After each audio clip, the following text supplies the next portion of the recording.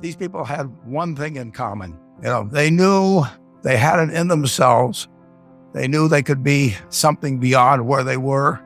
They were willing to put their time, their energies to better themselves. What you really could do with more skills, it's just remarkable. So I would like to just tell you a couple of short stories, and we'll draw maybe a couple of lessons from them. I would like to tell you of two women that each sold a business to Berkshire Hathaway, to me actually, for many, many, many millions of dollars. Both of them started with $2,500. By a coincidence, it was the exact same amount. It was everything they had in the world. And one of them was a woman who landed in Seattle in 1917, couldn't speak a word of English, had a tag around her neck. The tag said Fort Dodge, Iowa. The Red Cross got her to Fort Dodge, where she was reunited with her husband who had come to the country a couple of years earlier. And she lived in Fort Dodge for 2 years. And as she put it, she felt like a dummy. She couldn't pick up the language. She couldn't learn a word. And so she and her husband decided to move to Omaha. So they came to Omaha in 1919. And there she found a small colony of Russian Jews, so she started feeling more at home. And then as her oldest daughter went to school, she would come home, this daughter, Frances, and she would teach her mother the words she'd learned in school that day. And this woman, Rose Blumkin, spent 20 years saving money, bringing first her siblings over, her mother and father, $50 at a time. She sold used clothing to do it. She had 4 children during this period. And by 1937, after 20 years, she'd saved $2,500. She went to Chicago and she bought what she could of furniture. Her dream had always been to open a furniture store. And this woman who had never gone to school one day in her life, with $2,500, but with the same spirit that the people in this room had about having a dream and working to accomplish that dream, she built a business which she sold to me in 1983 for $60 million approximately, and which did $1.5 billion worth of business last year.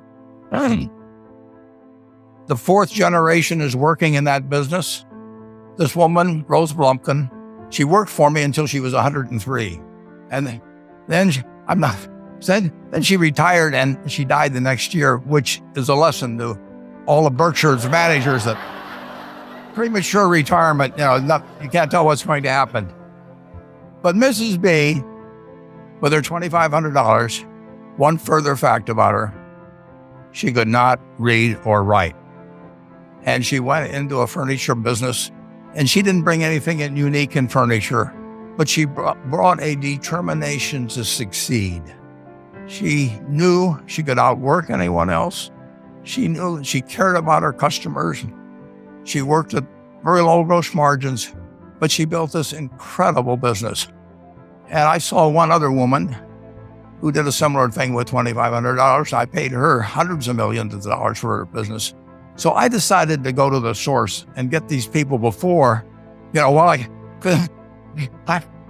don't want you guys coming around me asking me hundreds of millions of dollars. I'd like to join in with you much earlier. So I've followed this group. And today I'd like to tell you about one other small business person. This person, I went to buy his business from him, and he turned me down, which was very wise. But this was a fellow who was born about 8 years before I was. He was born in 1922. We'll call him Jack, lived in the Midwest. He was a pretty good athlete, didn't like school much. And I'm going to tell you one thing early in the story. Maybe you can figure out who the guy was. The company he built hires more college graduates each year than any other company in the United States. And this fellow, who was destined for this but did not know it, Jack, went to college for a year and then dropped out. He really wasn't that interested in school. And the year he dropped out was 1941.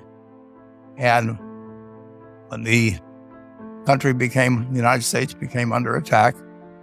He went down to the Army Air Force recruiting station, volunteered, and they turned him down because he had hay fever. So he went over to the Navy and again volunteered, and they took him. They put him on an aircraft carrier. He flew small fighter planes during World War II, got 2 distinguished flying crosses from the Navy. And then he came back to the Midwest. So now we've got a young guy. Probably by this time he would be 23 or 24 years old.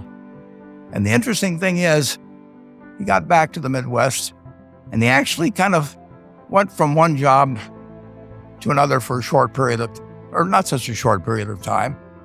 And he finally became a used car salesman at a Cadillac dealership in St. Louis, Missouri. And at age 35, having moved up in the organization, the sales organization, he said to his boss, "Could I go into car leasing business with you?" The boss said, "Well, if you'll cut your salary in half and you'll come up with," it was $25,000, which he borrowed, "we can become partners in a car leasing company." So my friend Jack started at age 35 in the car leasing business. And he had 7 cars. It was pretty slow. In fact, one of the things he did was whenever the phone rang, he let it ring 3 or 4 times so people would think that he was very busy answering other phones. And of course, it was the only call he was going to get all day. So his first venture was okay, but it wasn't really going to go anyplace. And there's a lesson in this for all of us.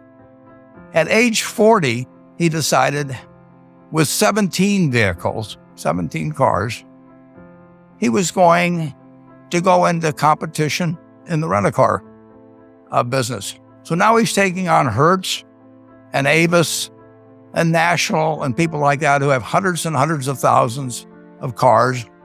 And he's got 17 cars, and his cars aren't any different than theirs. I mean, he's buying them from General Motors or Ford or Chrysler. And he can't get the airport locations. Those companies have them all sold up. But he was determined that he would basically offer the customer, he can't offer him a different car, but he can offer them friendlier service than they've ever seen. And so he started a company. He named it after the battleship that he'd flown from in the Pacific, which was the USS Enterprise. And he died about a year and a half ago. But when he died, his rent-a-car company, starting with those 17 cars, was worth more than Hertz and Avis and all the rest of the rental cars put together. The man's name was Jack Taylor, and his son, Andy Taylor, is a good friend of mine, runs the business now. A grandchild is in the business. There'll probably be a 4th generation along the line. So this man in the United States, he didn't invent artificial intelligence. He didn't do anything that, just like Mrs. B selling furniture, I mean, that any one of us could have entered those businesses. But he lived by the creed, basically, of delighting his customers and working with people and establishing the relationship with them so that they in turn would want to delight the customers. He couldn't go out there and take care of every rental car possibility, but he learned how to project himself and his attitude toward his fellow man and his desire, to make a friend out of every customer. He managed to take very ordinary cars and turn them into this extraordinary business from virtually nothing. And it illustrates several points. One is, you don't necessarily get it right exactly right the first time. I mean, the car leasing business, basically you were competing on the cost of money to finance cars. And it's very hard to delight a customer when you just give them the car and tell them to send you a monthly check for 5 years and you'll be back at that time. So his talents were being wasted basically in that business. But at the age of 40, with all of that experience behind him, he found the golden key. He took a very ordinary business and turned it into an absolutely extraordinary operation, just like Mrs. B or Rose Blumpkin did with furniture. And he didn't worry about whether the Federal Reserve was going to tighten or ease. He didn't worry about whether the stock market was up or down yesterday. He didn't worry about the things he couldn't change, but he did focus on the one thing he could change, and that was the customer's experience. And I have seen the one that got away, Enterprise. I went down to Florida and tried to talk him into selling to Berkshire, and he was smart enough not to do it. Probably the value of the company has quadrupled since I made that visit. But he was smart enough to see that he would find that business. Henry Ford, as you may know, failed twice before he started the Ford Motor Company in 1903. I mean, the test isn't whether you get the greatest business idea in the world the first time out. The test is whether you keep learning as you go along what your strengths are and what you can do for your customers, what you can bring especially to the party. And to do that, you need the education that I know you've received through 10,000 small businesses, but you need a genuine desire day in, day out to delight the customer. I've never seen a business, and I've seen a lot of businesses, but I've never seen one that delights the customer that doesn't succeed. I mean, what you want is that customer the next day when they think, do I want to rent a car or do I want to buy some furniture? What goes through their mind? It's the place where they've had a great experience. I don't know what I paid for this type. Actually, probably if somebody gave it to me, but for the purposes of this speech, I will say I have no idea, but or the shirt I'm wearing, or this, but I do know I will remember how I was treated when I bought it. I mean, you long forget about the price, but you never forget whether you had a good experience or a poor experience with the purchase experience. And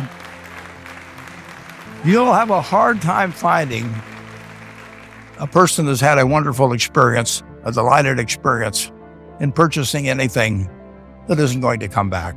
And similarly, if the memory is of rudeness, indifference, whatever it may be, they're never going to come back. And as a small business owner, and as you grow, you have to not only be able to project that interest in people's well-being, in delighting them yourself, but you have to do it through other people. And you won't be able to do it through people who themselves do not feel they're being fairly treated, that their views aren't appropriately considered. So you really do have to learn to multiply yourself through other people. And I advise the young people that come to Omaha. We have a number of classes. The key is to, certainly in terms of your personal life, the most important decision you'll make is the spouse that most of you will likely have.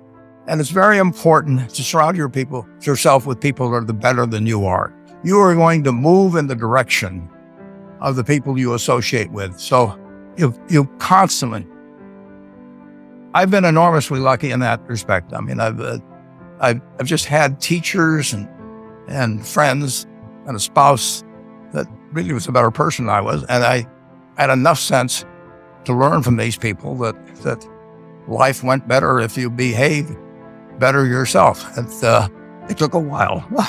So I advise you to seek out, as your partner in business, your partner in life, whatever it may be, look for the people that actually are examples to you rather than somebody that you think you need to straighten out yourself. And simple rules like that, delighting customers, working through other people, associating with people that will cause you to move in a better path than you might otherwise have, they will take you so far in life that it's hard to believe. I mean, they took Rose Blumpkin without being able to speak a word of English, couldn't read or write. And they took her to what is now a $1.5 billion business. And incidentally, there's been no money put in it since the $2,500. That's been the total capital paid into the Nebraska furniture market. And I think if you looked at enterprise, I don't know their books the same way, but my guess is that very little equity capital has been added to enterprise over the years. The business built on itself. So I want to tell you, I admire this group enormously. When I met Dr. Mello's class on September 22nd, 8 years ago, I was thrilled. And I admire people that are doing what you have done. You've, working hard at your job at the same time, you took on an added, really, a lot of hard work to further your skills. 99% graduate. I mean, it's a mind-blowing statistic. And I'm looking at 2,200 people here who I admire. I'm cheering for you, and I can tell you the best is yet to come. Thank you.